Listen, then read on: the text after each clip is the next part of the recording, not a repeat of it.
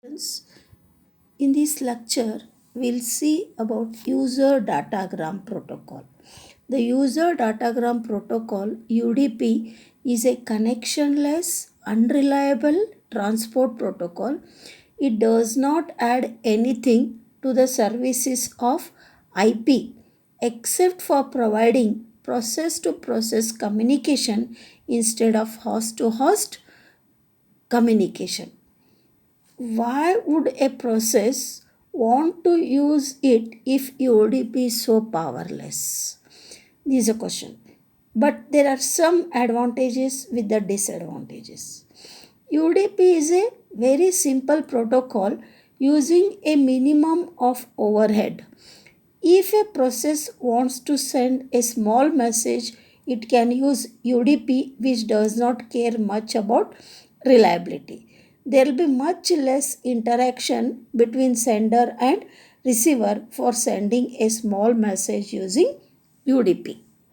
Okay, then user datagram. Whatever are UDP packets, they are called user datagrams. They have a fixed size header of 8 bytes made of 4 fields, each of 2 bytes. Made of 4 fields, each of 2 bytes, that is 16 bits. So, this figure is going to show the format of user datagram. User datagram.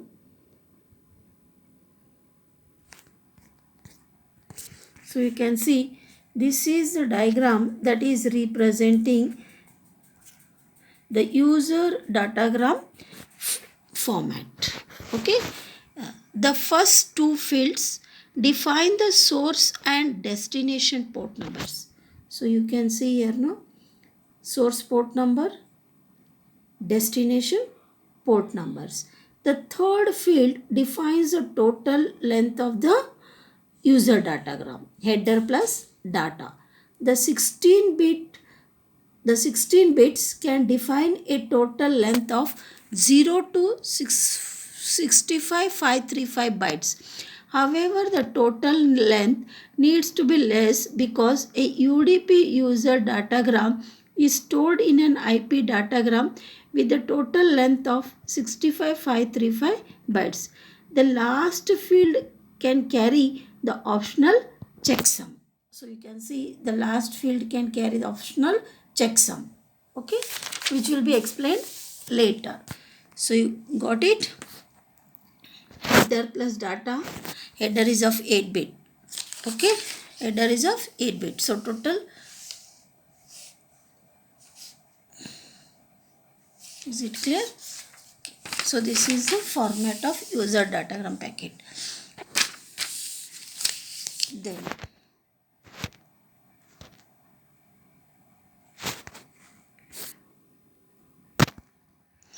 we'll see the question. The following is the content of a UDP header in hexadecimal format. It is CB84000D001C001C. What is the source port number? What is the destination port number? What is the total length of the user datagram? What is the length of the data? Is a packet directed from a client to a server or vice versa? What is a client process? So the solution is the source port number is the first 4 hexadecimal digits. The source port number is the first 4 hexadecimal digits, CB84 hex, which means that source port number is 52100. The destination port number is the second 4 hexadecimal digits, 000D16, which means that the destination port number is 13. D represents 13. Okay, 13 you can see D. The third 4 hex digits, 001C hex, defines the length of the whole UDP packet as 28 bytes. So 1C is 28 bytes. The length of the data is the length of the whole packet minus the length of the header, or 28 minus 8 is equal to 20 bytes. Okay, so length of the data is the length of the whole packet minus the length of the header, or 28 minus 8, which is 20 bytes. Since the destination port number is 13, which is well known port, the packet is from the client to the server. So the client process is the data when we see the table. So next we'll discuss about UDP services. UDP services. Okay. UDP. The general services provided by UDP. First, process to process communication.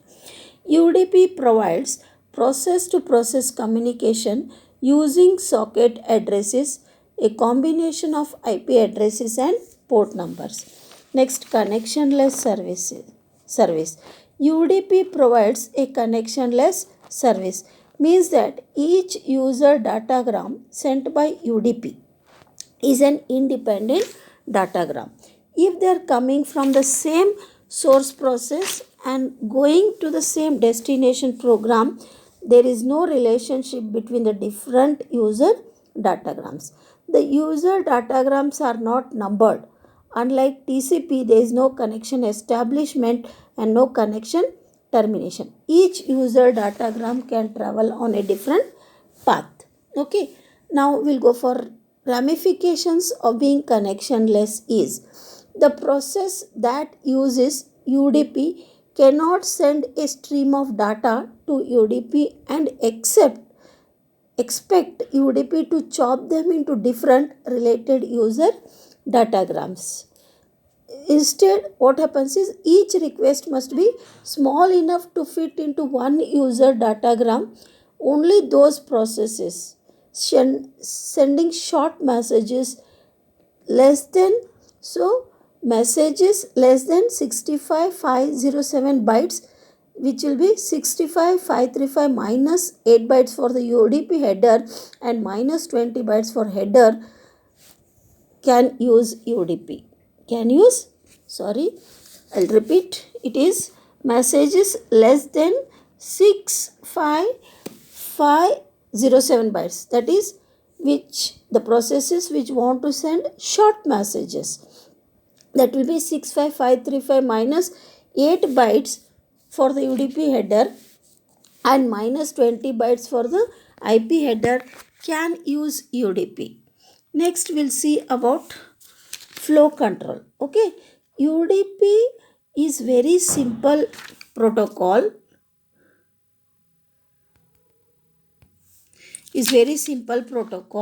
Flow control is not there and hence no window mechanism. The receiver may overflow with incoming messages. Lack of flow control means that the process using UDP should provide for this service if needed. Error control. In UDP, except for the checksum, there is no error control mechanism, meaning that the sender does not know if a message has been lost or duplicated. Lack of error control means that the process using UDP should provide for this service if needed. Checksum. UDP checksum calculation includes three sections: a pseudo header, UDP header, and data coming from the application layer. Pseudo header is a part of the header of the IP packet in which the user datagram with same fields filled with OS. Okay, filled with OS. Pseudo header is a part of the header of the IP packet in which the user datagram is to be encapsulated with some fields filled with OS. Okay, so this diagram is going to show about pseudo header for checksum calculation. You can see 32-bit source IP address, 32-bit destination IP address, all zeros, 8-bit protocol, 16-bit UDP total length. So this combined is known as pseudo header for checksum calculation. You can see pseudo header shown here, no? Pseudo header you can see here. Pseudo header.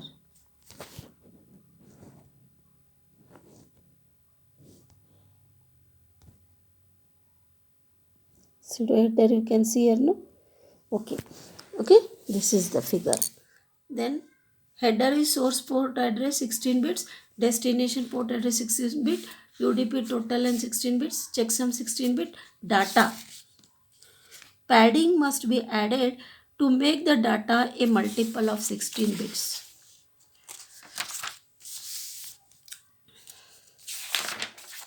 Okay.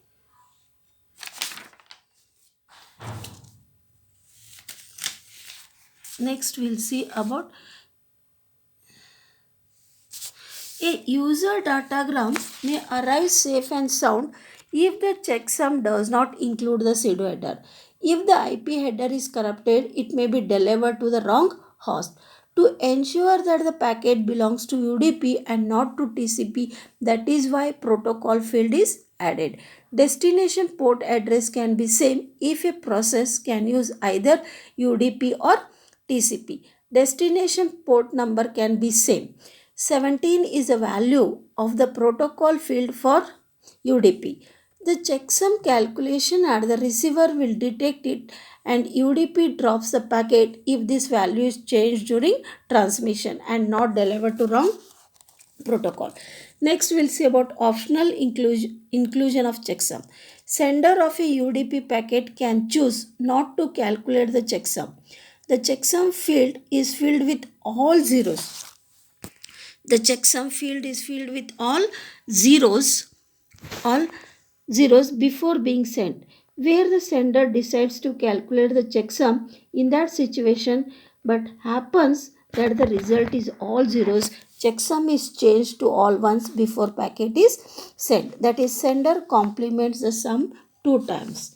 There is something to remember. Value of checksum is never all ones in a normal situation. Okay.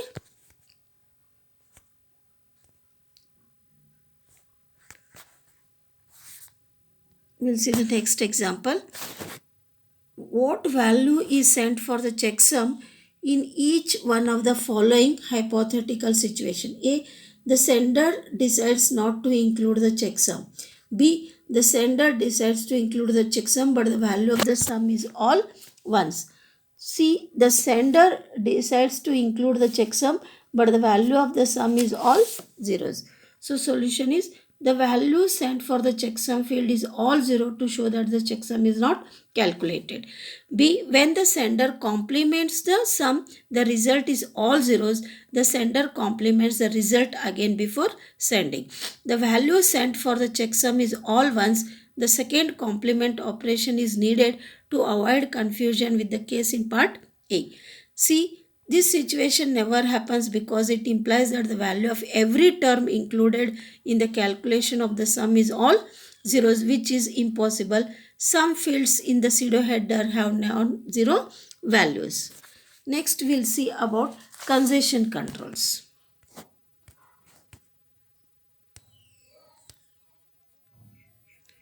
Congestion control. Okay, since UDP is a connectionless protocol, it does not provide congestion control. Okay, UDP assumes that the packets sent are small and sporadic and cannot create congestion in the network.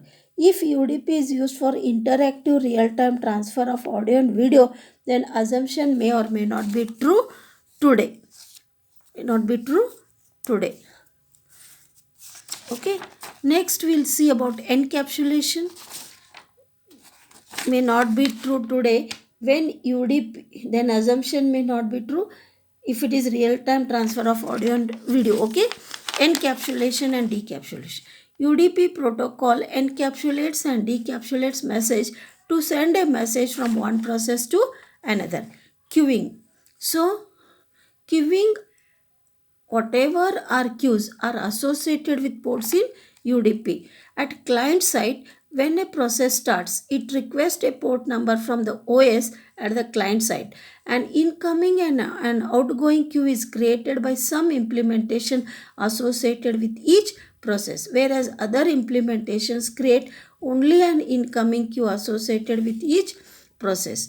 Multiplexing and demultiplexing.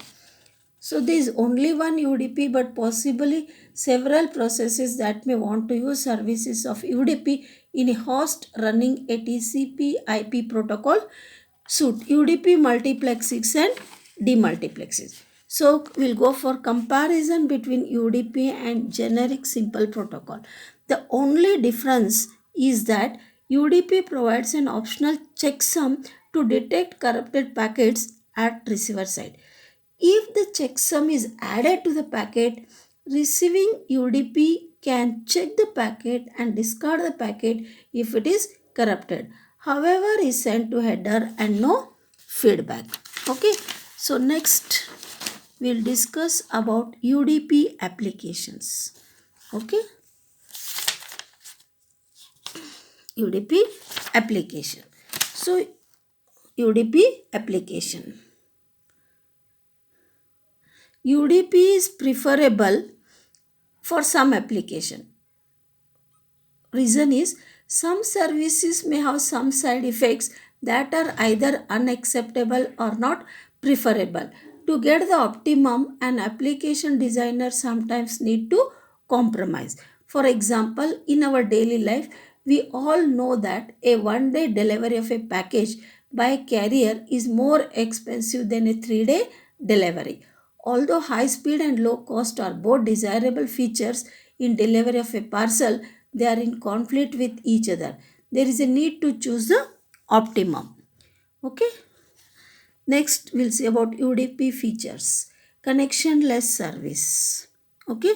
Some features of UDP and their advantages and disadvantages. Connectionless service. UDP is a connectionless protocol. Each UDP packet is independent from other packets sent by the same application program. The advantage or disadvantage depending on the application requirements is the advantage. For example, a client application needs to send a short request to a server and to receive a short response. If the request and response can each fit in a single user datagram, a connectionless service may be preferable. Overhead to establish and close a connection may be significant in this case. At least 9 packets are exchanged between the client and servers to achieve the above goal in connection oriented service, whereas only 2 packets are exchanged in connectionless service. Now we'll see about the connectionless service provides less delay. Connection oriented service creates more delay. More delay. So the connectionless service is preferred if delay is an important issue for the application. Next is lack of error control. UDP does not provide error control. It provides an unreliable service. Most applications expect reliable service from a transport layer protocol. A reliable service is desirable, although it may have some side effects which are not acceptable to some applications. If a transport layer reliable service, if it is a part of the message is lost or corrupted, it needs to be resent. The receiving transport layer cannot deliver that packet, that part of the application immediately. There is an uneven delay between different parts of the message delivered to the application program. So the next is lack of congestion control. UDP does not provide congestion control. UDP does not create additional traffic in an error-prone network. TCP may resend a packet several times and thus contribute to the creation of congestion or worsen a congested situation. We'll see some typical applications of UDP. I'll tell one by one. Typical applications of UDP. Okay. So that can benefit more from the services of UDP than those from TCP are some typical applications. UDP is a suitable for a process that requires simple request response communication with little concern for flow and error control. It is not usually used for a process such as FTP and needs to send bulk data. UDP is suitable for a process with internal flow and error control mechanism. For example, Trivial File Transfer Protocol (TFTP) process includes flow and error control. It can easily use UDP. Third is UDP is a suitable transport protocol for multicasting. Multicasting capability is embedded in the UDP software but not in TCP software. UDP is used for management process such as SNMP. UDP is used for some routing updating protocols such as routing information protocol RIP. UDP is normally used for interactive real-time application that cannot tolerate uneven delay between sections of a received message. So in the next lecture, I'll be starting about transport control protocol, its services, etc. in the next lecture. Okay, I'll stop here.